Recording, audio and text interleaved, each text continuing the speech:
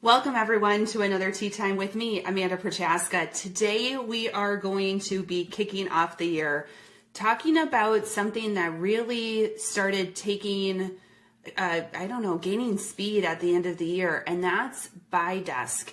So we're going to be talking today about what Buy Desk is and the 4 reasons why you might want to consider a Buy Desk for your organization. So pick up your favorite drink of choice and let's go ahead and get started.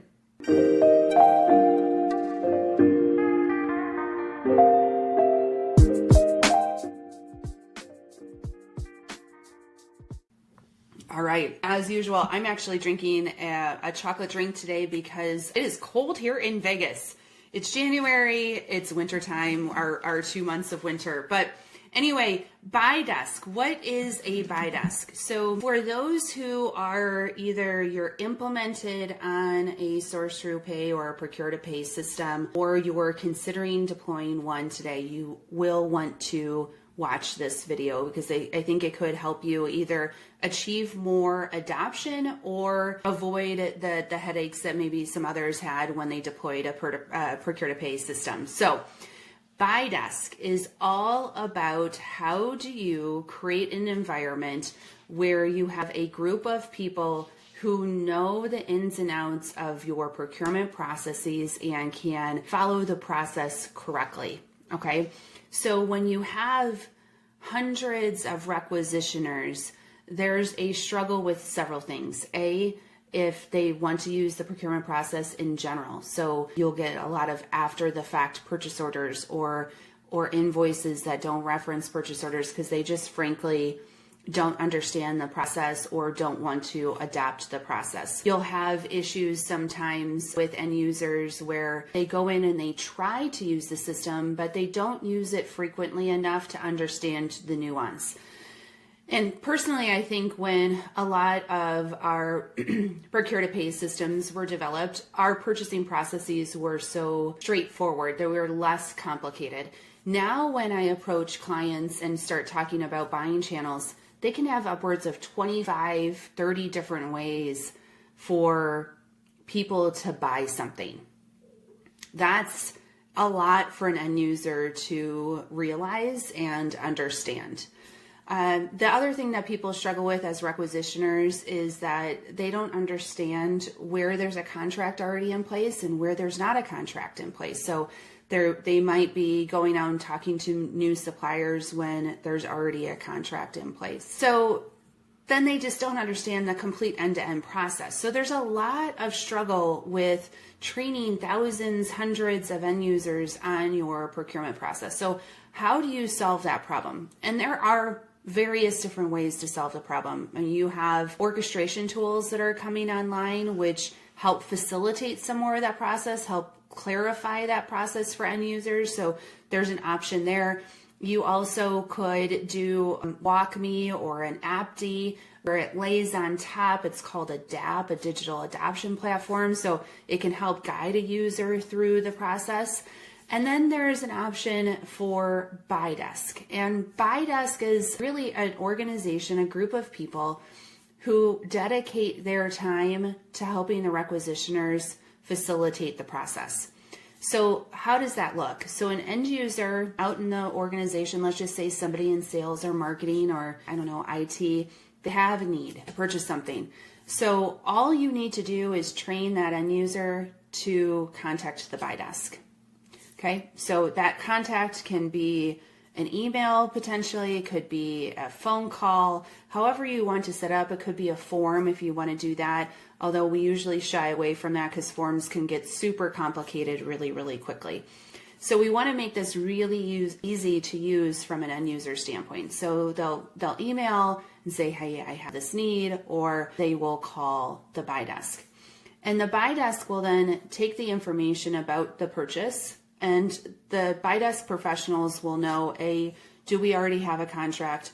B, what buying channel process do we want to send them through? If they don't have a contract, then some Buy Desks that we've been involved with will actually do a mini negotiation or sourcing activity, kind of a tactical buy to try to find the best solution out in the marketplace before the purchase order is even cut. These folks will also help with making sure like the commodity codes are correct and the requisition is completed in its entirety. And then what happens is that's a really cool user experience for your end users, because they just know they need to contact this individual and they will handle it from there.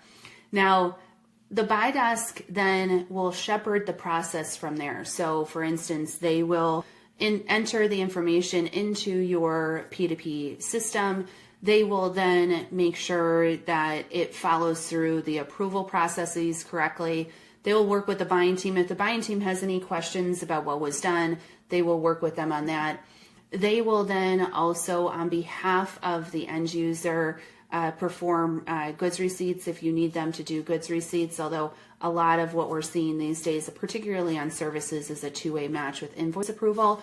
So that invoice approval might go to the end user, but really dependent on your process if they do the goods receipts.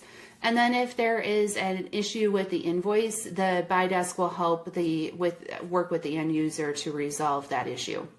So it really is a very focused customer service aspect of your purchasing process, and really delights a lot of people along the way, because you get that adoption, you get that customer service, and it makes the purchasing process easy for your end user. So that's the concept of a buy desk. Now, some people will say, Amanda, you talk about change a lot, you talk about digital strategies a lot, and this seems like it's against the digital strategy.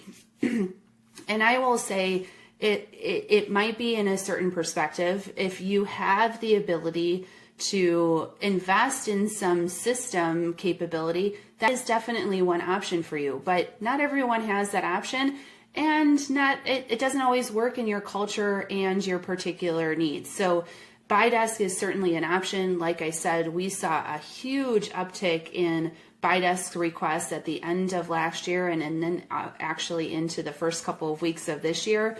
So it is definitely an option for you to help create that adoption and compliance, etc. So that's the buy desk. Now what I want to do is go into, okay, you understand it. What are the 4 main reasons why you might want to consider deploying a buy desk in 2025? And this list of 4, you don't have to meet all 4 of them, but if you have one, probably you want to take a step back and say, can I do this a different way, versus maybe thinking that retraining everyone is going to solve the problem, or that you have to have this huge digital strategy to get this done. Okay, so number one reason why you might want to consider a buy desk is if you have a strategy this year to increase the usage of purchase orders across the board. Number one reason why purchase orders are not used, well, I'll say 2, but it's like 1.5, is because an end user doesn't understand the process. Okay, period. End users are the point of this process. If they don't understand how to create a purchase order, when to create a purchase order, etc., it's not going to be done.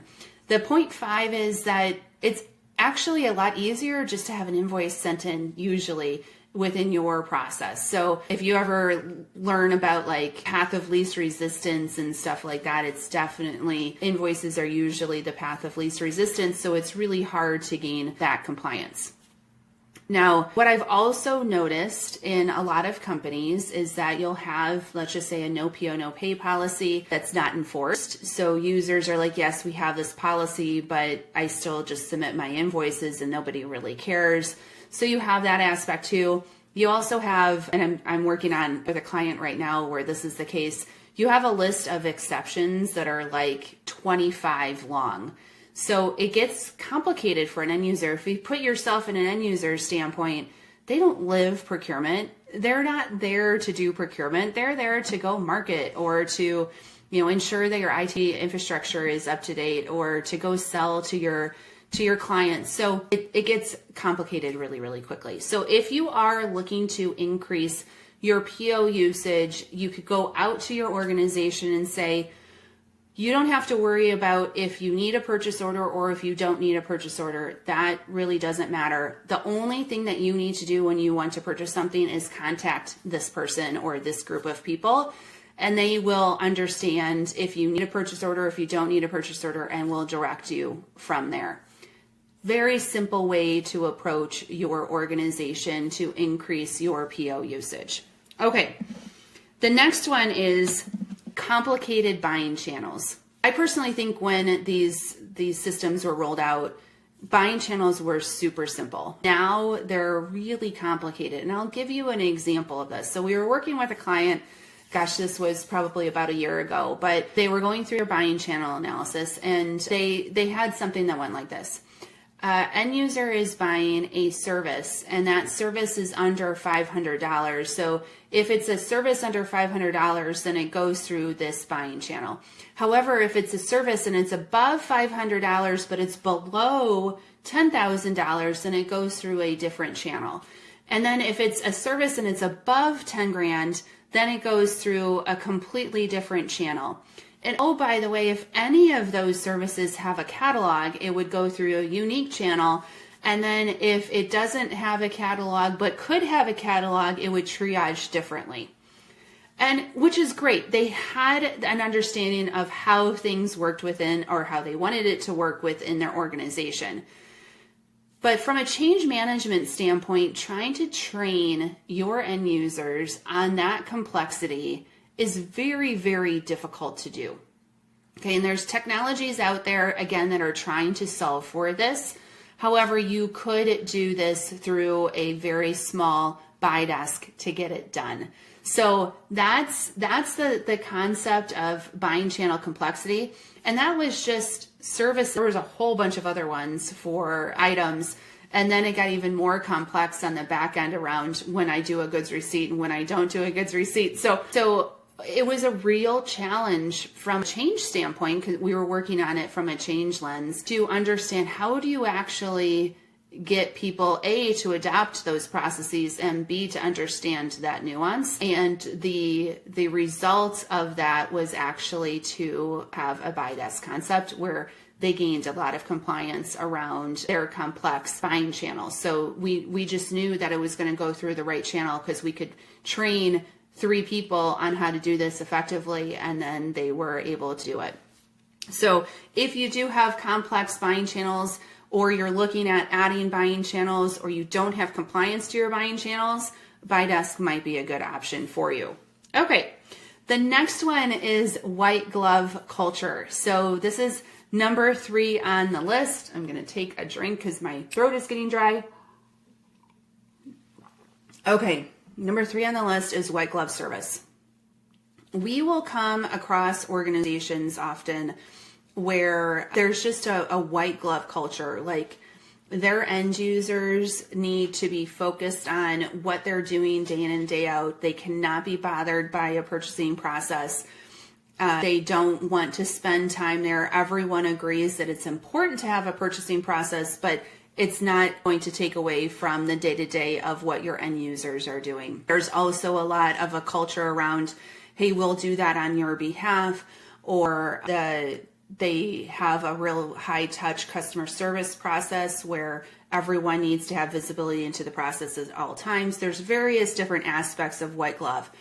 But if you do live in a white glove culture, you know what I'm talking about right now. So BuyDesk, especially if you're going to go to a P2P system, or if you have a P2P system, but you haven't been able to increase the compliance on it because of this white glove, high touch culture, BuyDesk might be a really good option for you, because then you could just tell your end users, it's a quick phone call, it's a quick email, and we will take it from there.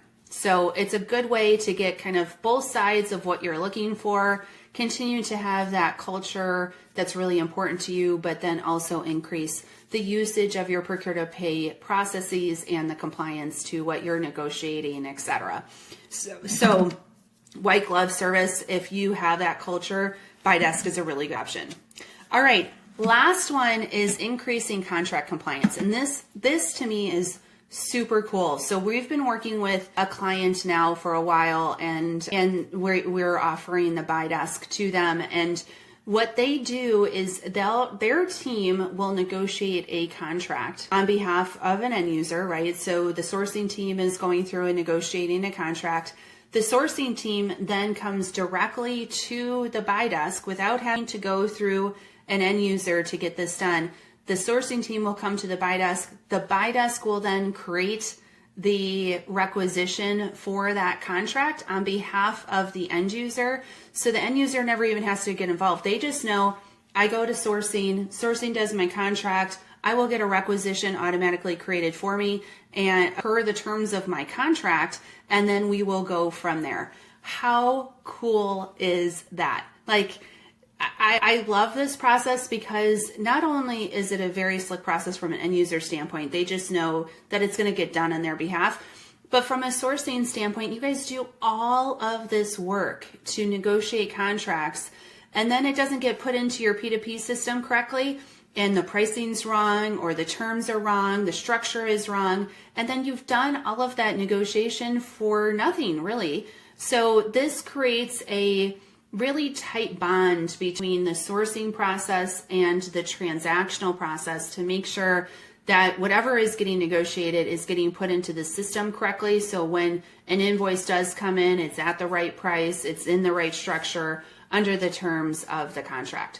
So love, love, love that process. So if you are going to be looking at how do I increase my compliance to contracts, this is a great way to do that. Now, if you don't want sourcing to go directly to the buy desk and you want it to go through the end user, that's completely okay. Another way that the buy desk helps facilitate contract compliance is if an end user comes to the buy desk will know the contracts to purchase against and will help facilitate an increase of your contract compliance in that manner too. So you can work it either way, but it's a great option to have a buy desk in place to help you increase your contract compliance. So that is all about buy desk, your deep dive into what a buy desk is, and then the 4 reasons why you might want to consider a buy desk in 2025. I am Amanda Prochaska. I am the founder of Wonder Services, and I love talking about procurement, change management, digital transformation. So if you love those topics as much as I do, please hit the like button and the subscribe so we can stay in contact with future videos. Have a great day.